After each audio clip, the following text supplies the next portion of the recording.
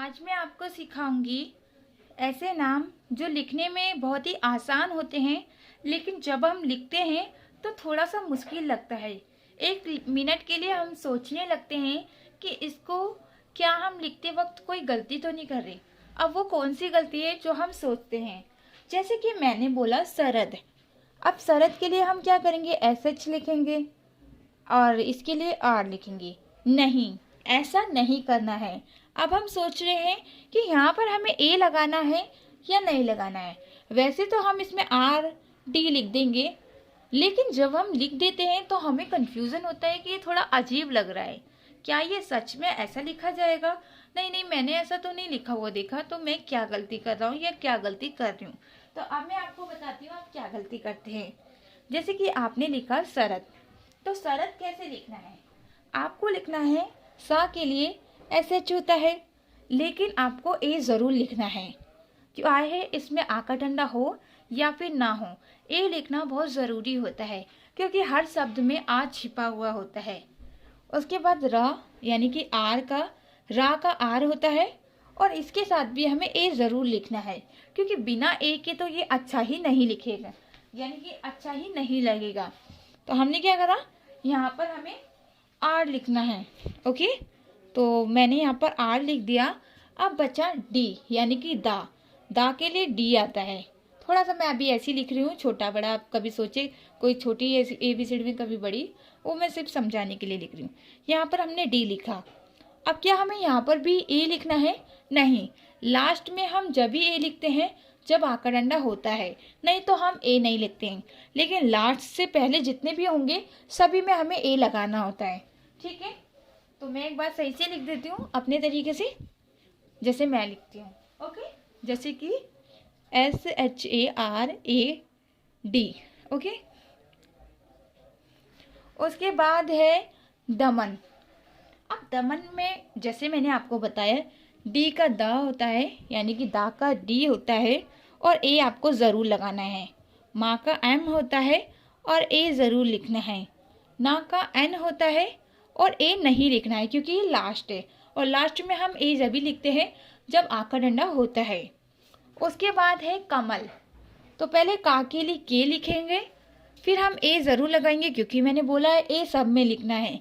फिर माँ के लिए एम लिखेंगे, फिर ए लिखेंगे, और फिर ला के लिए एल लिखेंगे। कमल।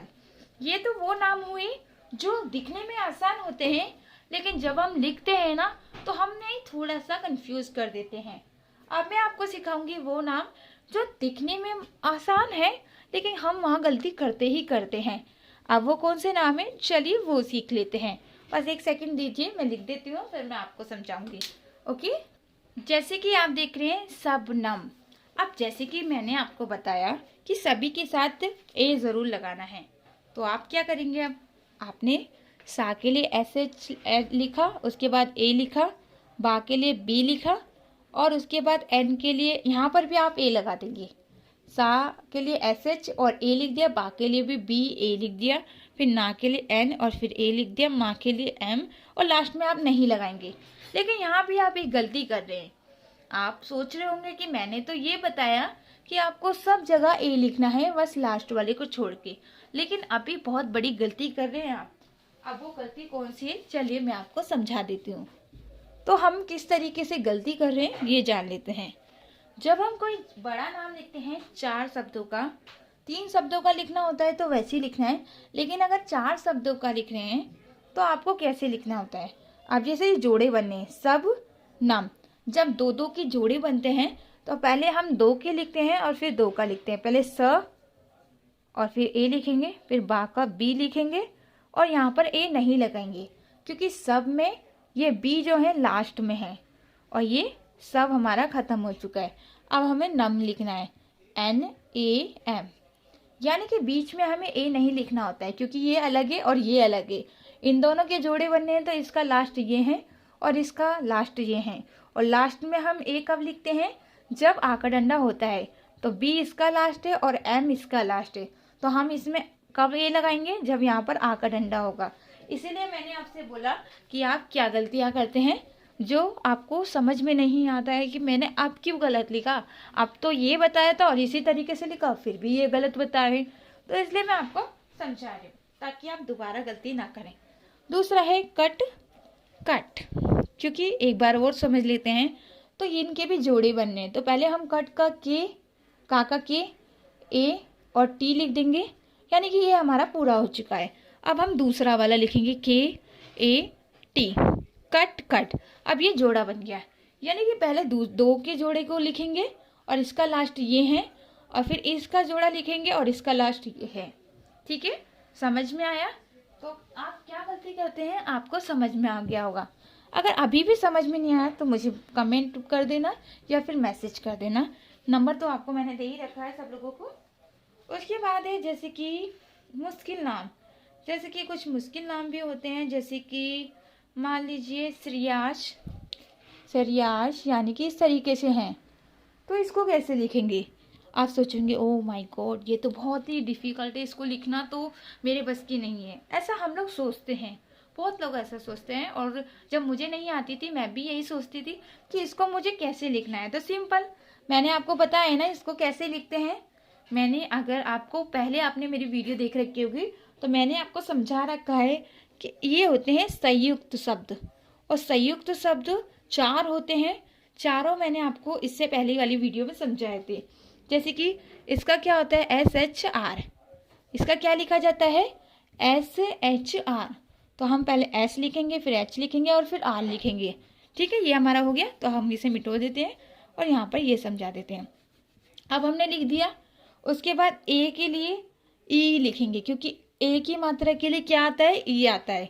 अगर आपको नहीं पता है तो जो मैंने आपको दिए हैं 12 खड़ी, आ को क्या पढ़ते हैं, ई को क्या पढ़ते हैं, मात्राएं मैंने पहले दे रखी है, उसको याद कर लेना। ठीक है, तो ए के लिए हमने ए लगा दिया, ई लगा दिया, क्योंकि ए की मात्रा का ई होता है। उसके बाद या का वाई होगा, और जैसे कि मैंने बोला ए ज़रूर आता है क्योंकि ये 3 शब्दों का है, ये 4 का नहीं है। तो इसमें हमें जोड़े नहीं बनाने हैं, इसमें हमें ए लिखना है और लास्ट में इसको एस लिखते हैं तो खाली एस लिखना है, और लास्ट में हमें ए जब भी लिखना है जब आ का डंडा होगा। तो समझ में आया कि इस तरीके से कैसे लिखने हैं। अगर मुश्किल हो तो आपको इस तरीके से लिखना है। उसके बाद जैसे कि मान लीजिए और भी होते हैं जो थोड़े से मुश्किल लगते हैं, जैसे कि मान लीजिए ज्ञान। तो ज्ञान कैसे लिखेंगे? ज्ञा का मैंने आपको कैसे बताया था, 4 संयुक्त होते हैं जिसमें ज्ञा भी होता है। तो GY होता है ज्ञा का। तो पहले GY लिख लेंगे, हमें पहले इसका लिख देना है, फिर आ का डंडा है तो ए तो वैसे भी लिखते वैसे भी, और ना के लिए एन लिख लेंगे। ज्ञान सिंपल है। तो समझ में आया, बहुत ही सिंपल है नाम लिखना। क्योंकि जब हम कोई नाम लिखते हैं तो उसमें कोई रूल्स नहीं होते हैं, ये साइलेंट है या ये वो है, नहीं। नाम लिखने में हमें सिंपल 12 खड़ी जैसा ही लिखना होता है, जैसे इसमें बताया होता है बिल्कुल वैसे ही लिखना है। सिंपल, हमें कुछ सोचना नहीं है कि इसमें कोई साइलेंट तो नहीं है, इसमें ई को कोई नहीं। नाम में जो जो रूल्स आपको बताए जाते हैं, आ को ए पढ़ा जाता है और ई को आई पढ़ा, वही चीज़ आपको लिखनी होती है सिंपल।